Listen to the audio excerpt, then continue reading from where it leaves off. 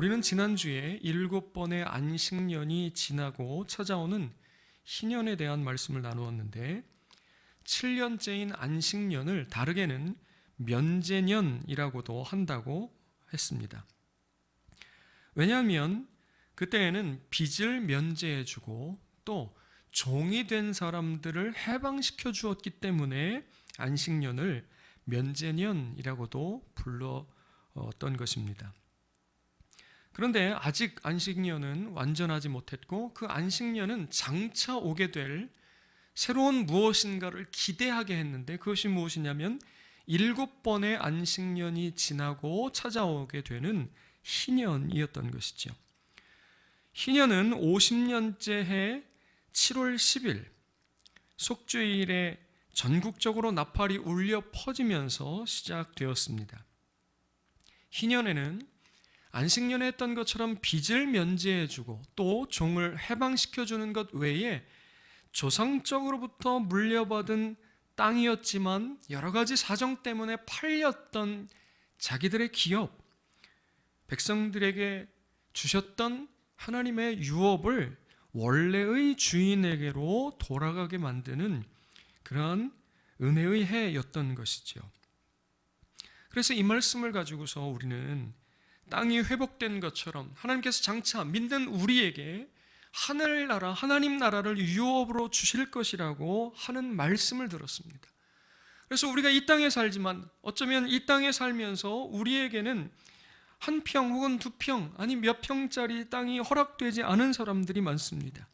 그럼에도 불구하고 소망을 가질 것은 장차 하나님께서 하나님 나라를 우리에게 유업으로 주실 것이기 때문이라고 했습니다. 그래서 우리는 그 나라에 들어가게 될 것을 소망하고 다른 한편으로는 속죄일에 시작되는 희년은 우리가 만달란트의 빚을 탕감받았음을 되새기도록 한다고 했습니다.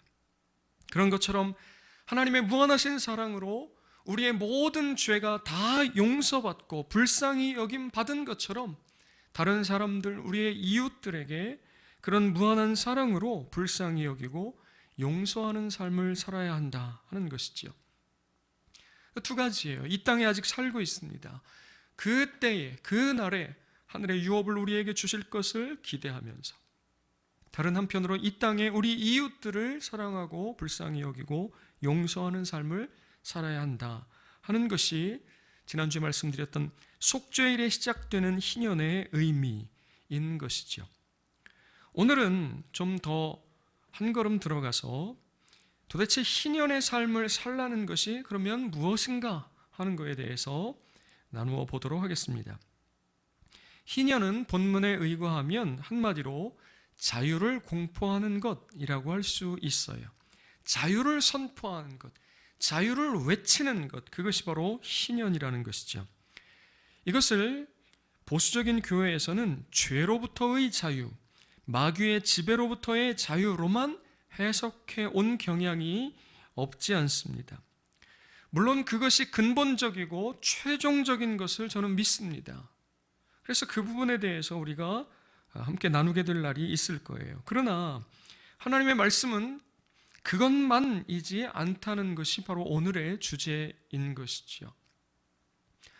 구약의 말씀을 모두 다 곧바로 예수님에게로 연결시켰고 그래서 모두 다 영적으로만 해석하고 그래서 이런 말씀들을 죄로부터의 자유, 마귀의 지배로부터의 자유로 곧바로 해석해 들어가는 부분이 없지 않았다는 거예요. 그러나 성경을 읽어보고 예수님께서 하신 말씀들을 보면 꼭 그렇지만은 않고 중간에 반드시 거쳐야 하는 단계가 있는데 그것은 오늘 레위기가 말씀하고 있고 이사야가 말씀하고 있는 말씀이라고 저는 믿습니다. 그래서 그 말씀을 함께 나누어 보려고 하는 것입니다. 본문은 자유를 공포하고 즉 각각 자기의 소유지로 돌아가며 각각 자기의 가족에게로 돌아가라고 말씀하고 있습니다.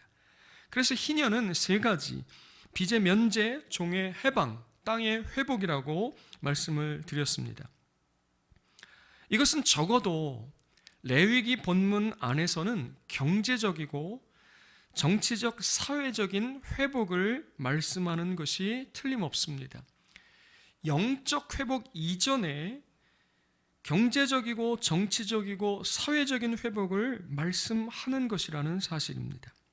이에 대해서 함께 생각하려고 오늘 또 다른 희년의 말씀인 이사야 58장을 같이 읽어 나가는 것입니다.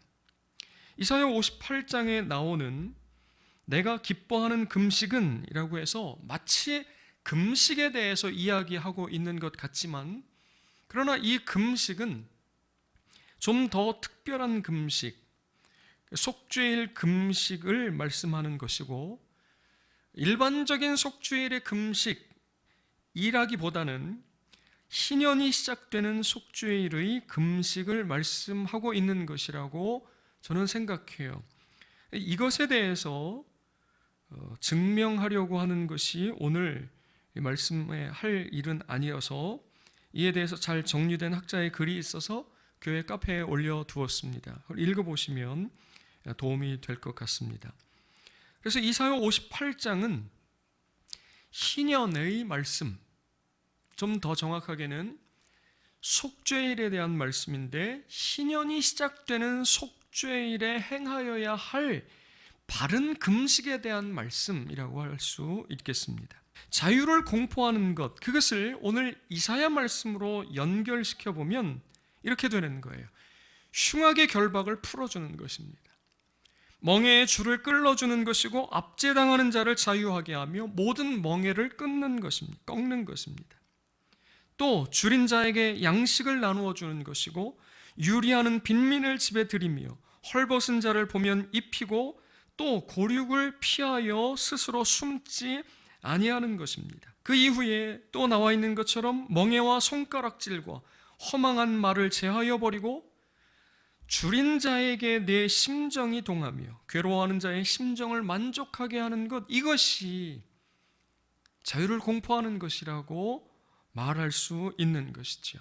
지난 성탄절에 우리는 이 말씀을 함께 나눈 적이 있습니다. 그때 이야기했던 어떤 주석가의 말을 인용해서 이 부분을 설명해 보려고 합니다. 흉악의 결박이란 주인 혹은 권세자가 종이나 백성들에게 부당하게 채운 족쇄나 결박을 지칭한다고 말하고 있습니다. 멍에의 줄은 힘을 지닌 자가 힘없는 자들, 곧 사회적 약자들의 자유를 속박하고 그들로 인간 이하의 삶을 살게 하는 비정한 행동, 이처럼 비인간적인 일을 저지르는 자들, 비인간적인 학대를 당하는 자들 사이에 서서 그것을 중단시키는 일을 하나님이 기뻐하시는 금식이라고 규정한다고 말하는 것이죠. 압제당하는 자는 권세자에게 압제와 학대를 당하고 삶의 모든 기반이 완전히 무너져버린 불쌍한 사람들을 지칭한다고 어떤 주석가는 자신의 책에서 설명하고 있습니다. 이런 것들로부터 해방시켜주는 것, 바로 이것이 레위기 25장의 희년의 자유를 공포하는 것이라고 할 수가 있는 것이죠. 한 예를 들어서 여러분들에게 설명을 드리려고 합니다. 12살과 19살에 각각 부모를 여인 이상철이라고 하는 사람이 14살 때부터 동생들을 돌보며 소년 가장으로 살았습니다. 그런데 가족들, 자기 동생들을 부양해야 되기 때문에 어부가 되었어요. 그러던 1971년 9월에 동해바다에서 동료 선원 19명과 함께 오징어 잡이를 하던 중 태풍을 만나서 표류하게 되었고, 북한 경비정에 피랍되어서 1년간 북한에 붙잡혀 살다가 1972년 9월에 귀환했습니다.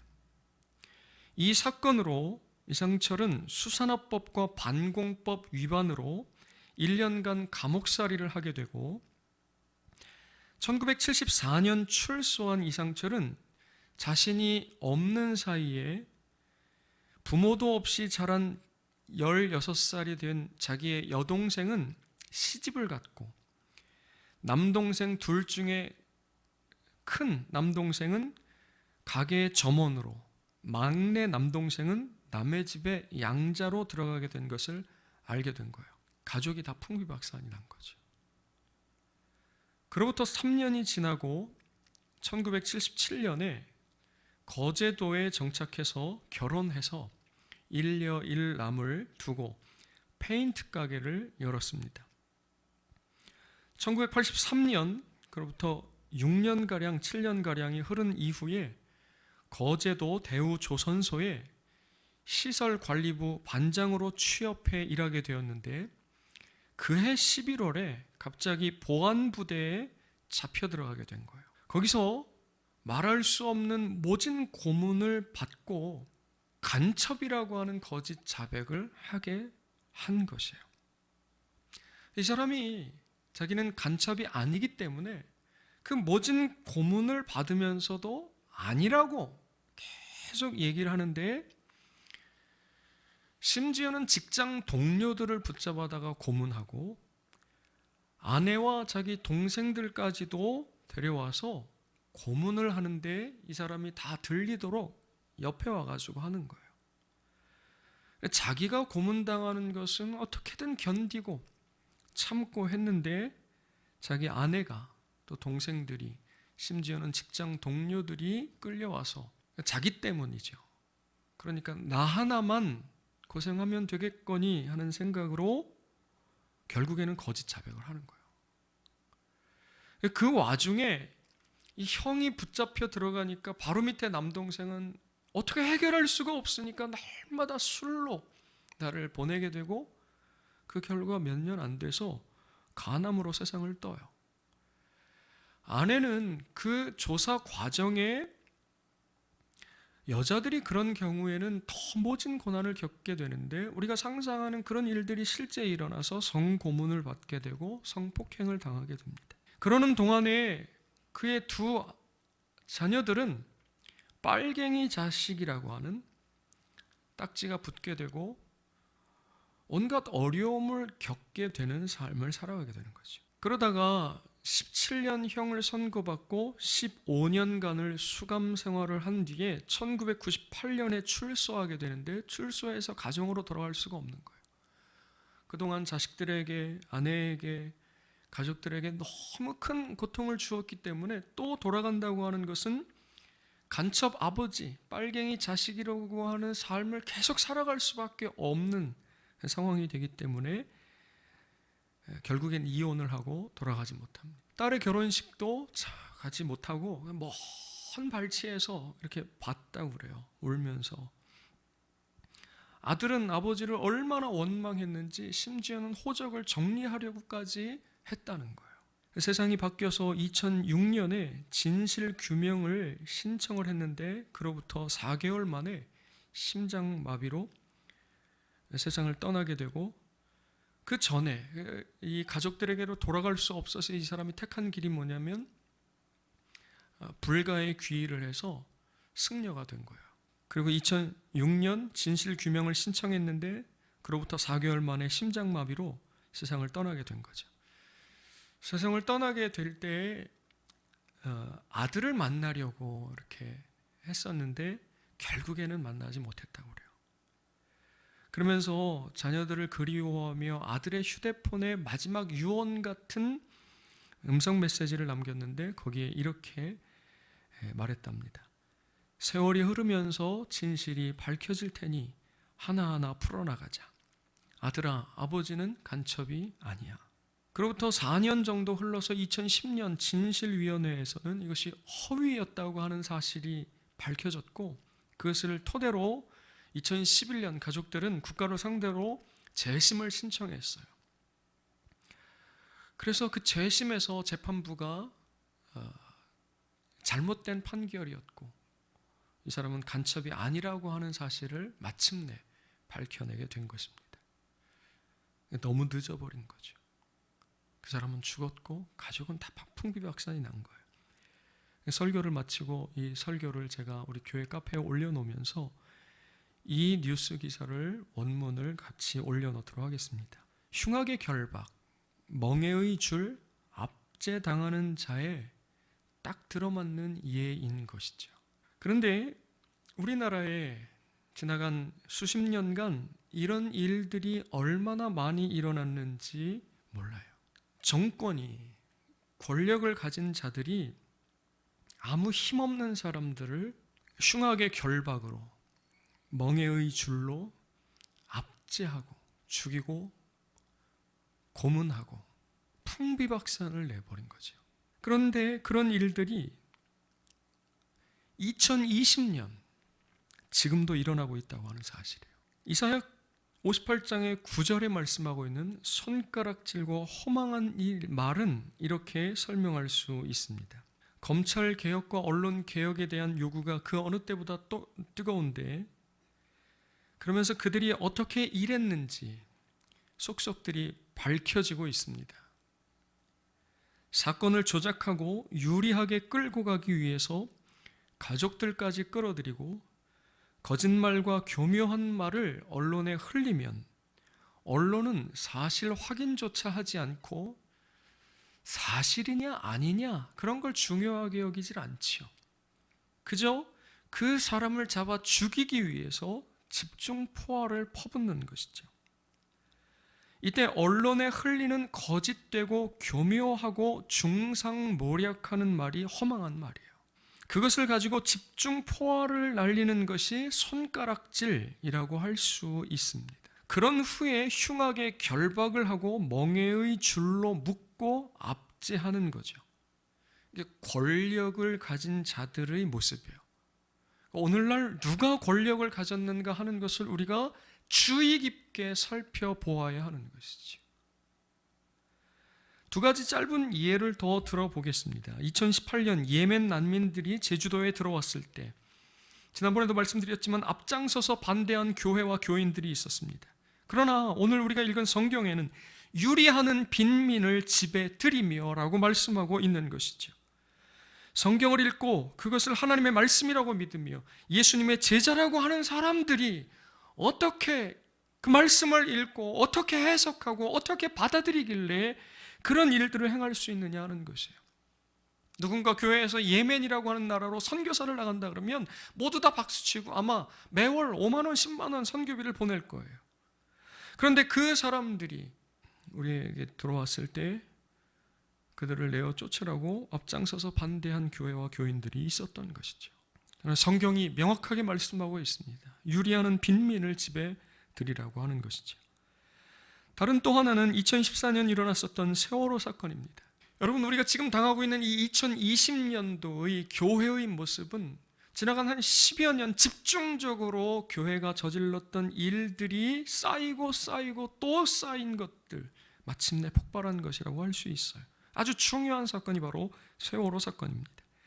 세월호의 아이들을 잃은 부모들이 괴로워하고 있을 때 또 그 얘기냐고, 아직도 그 얘기하느냐고 하는 목사들, 교회들이 있었습니다. 단식 투쟁하는 앞에서 폭식 투쟁을 하고 손가락질하며 조롱하는 자들이 있었습니다. 그러나 성경은 괴로워하는 자의 심정을 만족하게 하라 이렇게 말씀하고 있는 것이에요. 이것이 바로 속죄일에 시작되는 신년의 이스라엘 백성들이, 오늘 영적인 이스라엘인 교회가 해야 할 일이라고 말씀하고 있는 것이지요. 줄인 자에게 내 심정이 동하며, 이것은 먹을 것이 없어서 실제적으로 줄인 자이기도 하고, 산상수훈에 예수님께서 말씀하셨던 것처럼 의에 줄인 자이기도 합니다. 도무지 정의라고 하는 것은 찾아볼 수 없는 세상에서 억울한 일, 괴로운 일, 흉하게 결박을 당하고 멍에의 줄에 꽁꽁 묶인 사람들이 외치는 부르짖음인 것이죠. 조금 전에 말씀드렸던 바로 그 승려가 되어버린 그분의 외침, 바로 줄인 자에게 내 심정이 동하는 것이죠.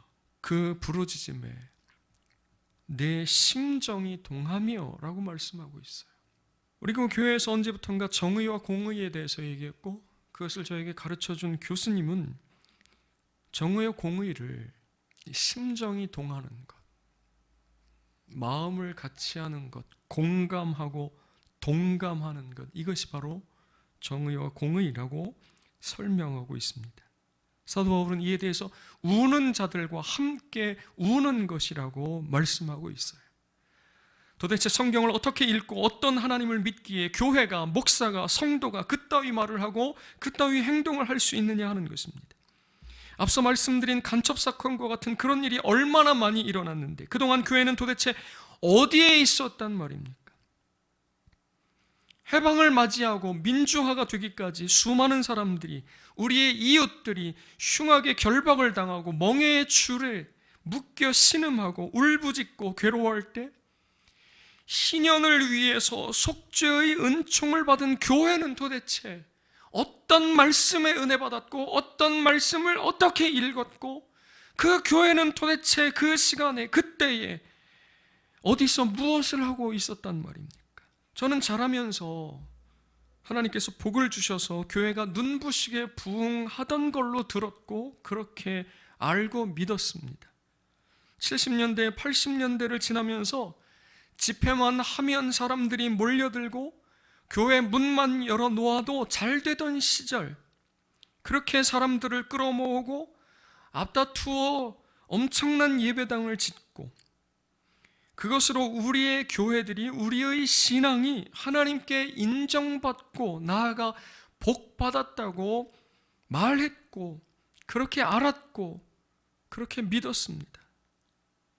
그렇게 하는 것이 옳은 줄로 알았던 것이죠. 그런데 실상은 달랐어요. 성경은 이렇게 말씀하고 있습니다. 같이 읽겠습니다. 시작. 너희는 이것이 여호와의 성전이라 여호와의 성전이라 여호와의 성전이라 하는 거짓말을 믿지 말라. 얼마나 많은 교회에서 얼마나 많은 설교자들이 성전 건축이라고 하는 미명으로 우리의 이웃들이 흉하게 결박으로 멍에의 줄에 묶여 압제당하고 죽어가고 신음하고 있던, 부르짖고 있던 그때에 그러고 있었는지 알 수가 없는 거예요. 여러분, 이 예레미야 7장 요 말씀 앞뒤를 한번 적어두셨다가 읽어보시면 좋을 것 같아요. 거짓말이라고 성경이 말씀하고 있는 것이죠. 그리고 실상은 우리가 알고 믿었던 것과는 전혀 달랐던 것입니다. 울부짖는 이웃들의 외침에 귀맞고 정권에 빌붙어서 교회 교세를 확장하고 자기 배를 불리고 있었던 것이에요. 그렇게 커진 교회당을 자식에게 넘겨주고 주체할 수 없을 만큼의 돈을 가지고 땅 사고 건물 사고 정치하고 사람 부리고 조정하는 데 쓴 것이 드러나고 있고 그런 것들을 부인할 수 없는 상황에까지 와버린 것이죠. 이제 다 드러난 거예요. 그런데도 아직도 성도들의 눈이 가려져 있는 거죠. 어리석은 것입니다. 그 결과 오늘 우리가 보고 경험하는 성경과는 상관없는 말씀에서 멀리 떠나버린 교회를 보고 있는 것입니다. 읽겠습니다. 시작. 너희는 세상의 소금이니 소금이 만일 그 맛을 잃으면 무엇으로 짜게 하리요? 후에는 아무 쓸데없어 다만 밖에 버려져 사람에게 밟힐 뿐이니라. 아멘. 오늘 교회는 맛을 잃어 아무짝에도 쓸데없어 밖에 버려져 사람에게 밟히는 존재가 되어버린 것 아닌가 하는 것이죠. 코로나19 초기에 교회가 이 일의 중심에 서지 않게 해달라고 기도하고 그렇게 얘기했던 것이죠. 그런데 그 일은 마침내 현실이 되어버렸어요. 그래서 뉴스를 읽어보면 어떤 한 사안에 대해서 이런 얘기 저런 얘기가 나올 수 있습니다. 그러나 교회에 대한 뉴스들의 댓글은 거의 일관되게 욕을 하고 있는 것이죠. 그래서 너무 마음 아프고 힘들고 그랬는데 앞서 말씀드린 대로 어제 그제부터 이 말씀을, 이 설교를 준비하면서부터 다른 생각이 들었습니다. 이 기회에 교회들이, 성도들이 정신 차리고 처절하게 반성하고 깊이 회개하면 좋겠다는 생각입니다.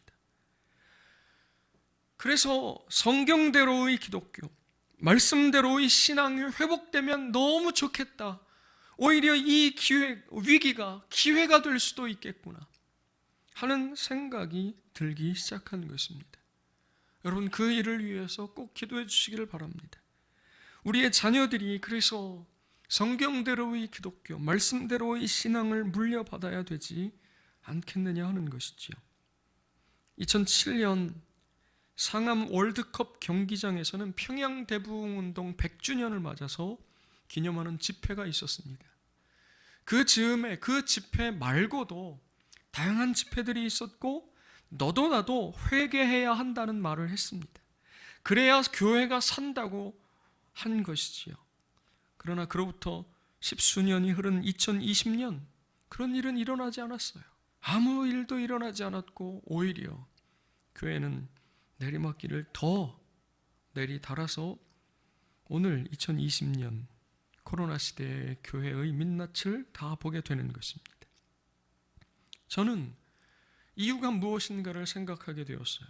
왜 이런 일이 일어나지 못했을까?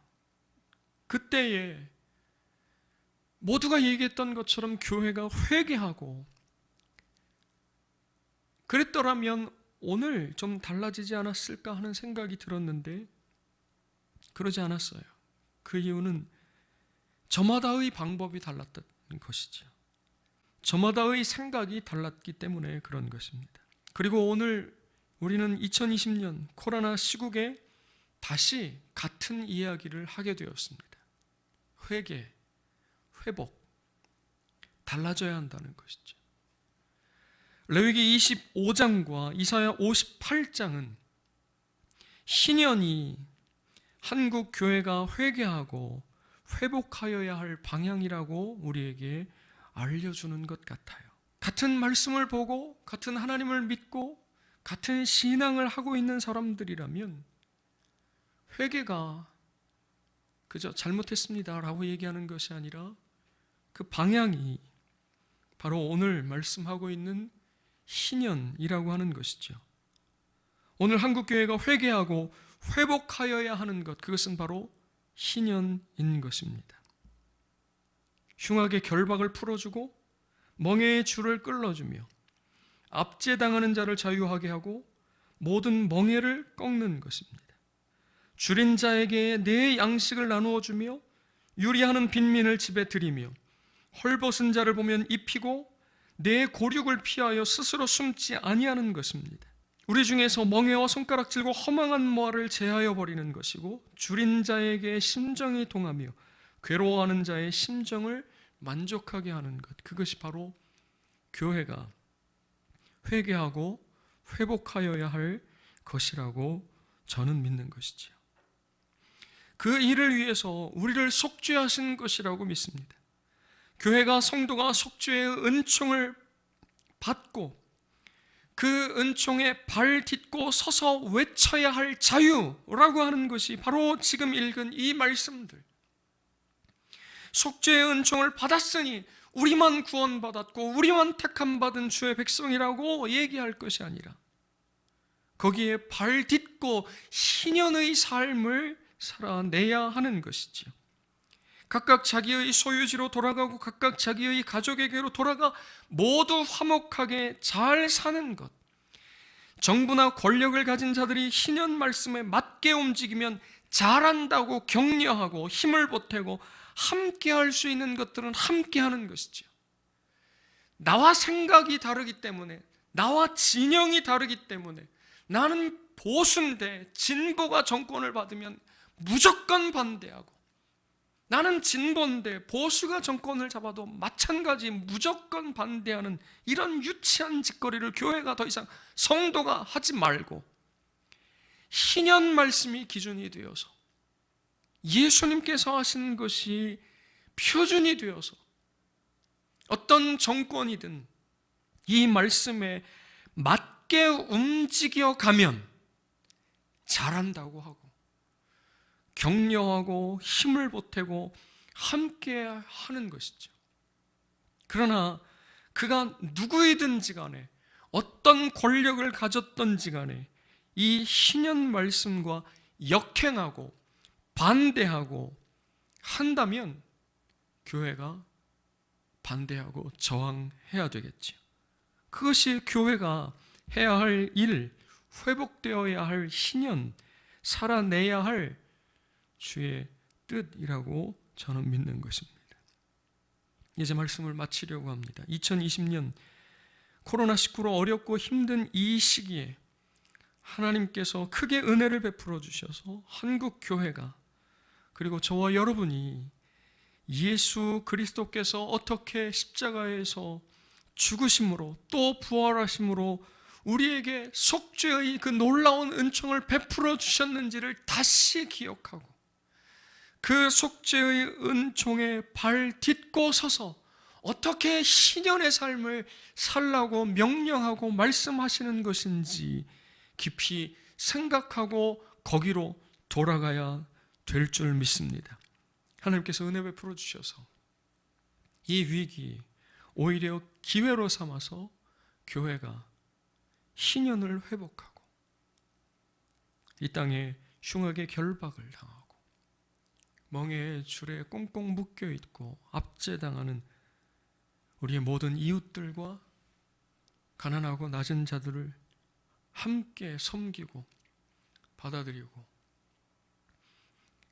함께 손붙잡고 주 앞으로 나아가는 그런 놀라운 일들이 주의 은혜 가운데 있게 되기를 주의 이름으로 축원드립니다.